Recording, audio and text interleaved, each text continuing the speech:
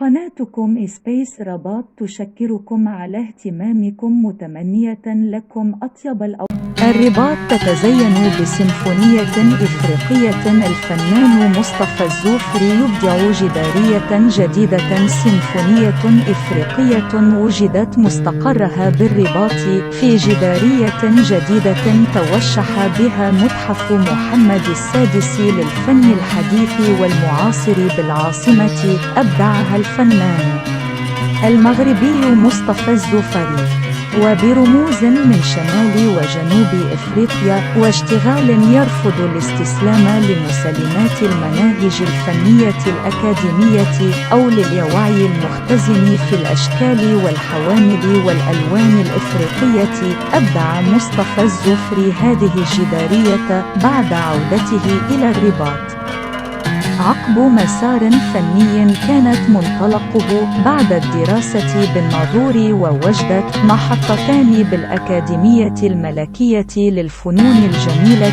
ببروكسل والمدرسة العليا للفنون الجميلة والمرئية بمونس.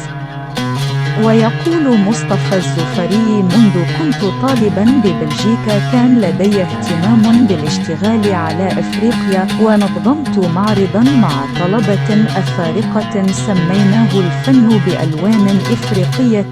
ولما عدت إلى الرباط وافتتحت رواقا بها، وجدت الرباط عاصمة للثقافة الإفريقية، ففكرت في المشاركة في هذه الدينامية باقتراح عملين: أحدهما على متحف محمد السادس للفن الحديث والمعاصر للاحتفاء بإفريقيا، والآخر اقترحته على وزارة الثقافة لتنظيم معرض في الموضوع نفسه برواق دار الرواح. هكذا جاءت السيمفونية الإفريقية جدارية اشتغل فيها الفنان على العلامات الإفريقية في جنوب الصحراء التي تلتقي والعلامات في شمال إفريقيا والمغرب خاصة، حيث تلتقي مع رموز الزرابي والأوشام والثقافة العربية الإسلامية في الفسيفساء والثقافات الأمازيغية والحسانية والعبرية. كما ترد في السيمفونية إشارات إلى أمور لا علاقة لها بالرموز، مثل حشرات ورسوم تعطي الدينامية للعمل الفني.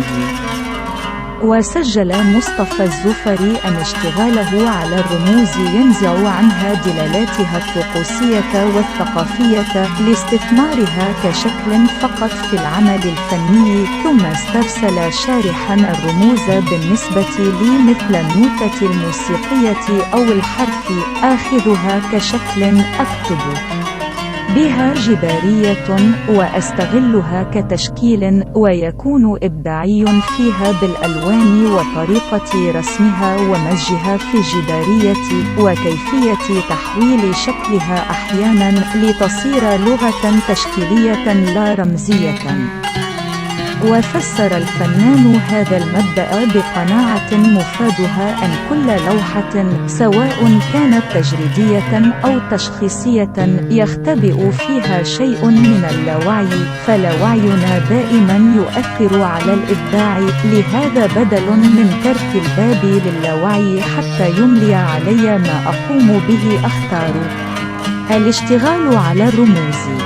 إذن هذه الجدارية سيمفونية بالألوان والأشكال، وبدل الأشكال التجريدية التي لا علاقة لها بالثقافة الإفريقية. يقول الزوفري: فكرت في التركيز على الرموز، وكانت مناسبة لاكتشاف أخرى، فرغم اهتمامي بالفن الإفريقي كانت فكرتي مختصرة عنه من أقنعة وما يسمى في الغرب الفن الفطرية أو البدائية، لكن اكتشفت رصيدا غنيا جدا من العلامات في النسيج والزرابي، ومع الأسف لم يعطى أهمية كبيرة حتى في المتاحف المهتمة به في بروكسل أو باريس، ولو أنها إبداعات جد مهمة ولها علاقة برموزنا الأمازيغية في الزرابي والأوشام، أو العربية في علاقة بالخط الكوفي العربي مثلاً. وواصل مفصلا في المسار الذي سلكه قبل إبداع جدارية بحثت أيضا في الفسيفساء العربية الإسلامية، واعتمدت على تنظيم رياضي ينظم أشكالها هو مربعة التوازن. هذا التنظيم الذي اعتمده العرب في المنطقة تاريخيا غير معروف كثيرا عندنا، رغم أنه كان عند القدامى وظل أثره لدينا في الطلاسم والشعوذة فقط. هكذا جاءت السيمفونية الإفريقية بعودة إلى الأصل في الصناعة التقليدية بصفة عامة، مع إضافة أبحاث بمجهود شخصي واستثمار التكوين الفني الأكاديمي باختيار ما يناسبني منها وما لا يناسبني، وحول عمله لإدماج الفنون في الفضاء العمومي ودفاعه عن أهميتها. وصف الفنان هذا الأمر بالمهم جدا، وزاد ألاحظ مع الأسف أن المغرب ما زال ينقصه الكثير في هذا الجانب، في وقت يوجد طلب مهم، ففي إفرانا مثلا نجد الناس في صف لالتقاط صورة مع أسدها، وكذلك في باحة متحف محمد السادس بالرباط، ولا أفهم لما أهملنا هذا الجانب في المغرب.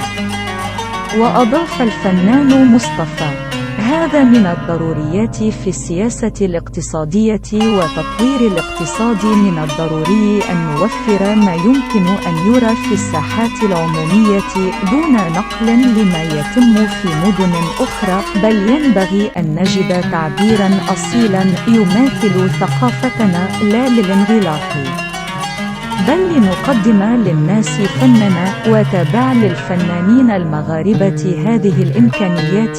وما ينقص هو اهتمام المسؤولين في وزارة الثقافة ووزارة السياحة والمسؤولين عن شؤون المدينة.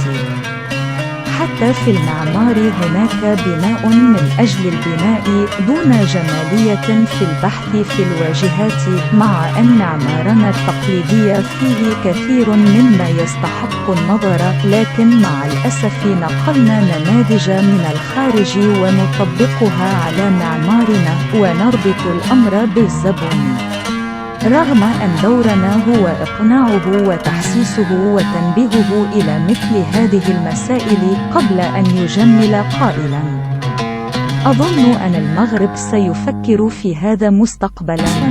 قناتكم سبيس رباط تشكركم على اهتمامكم، متمنية لكم أطيب الأوقات.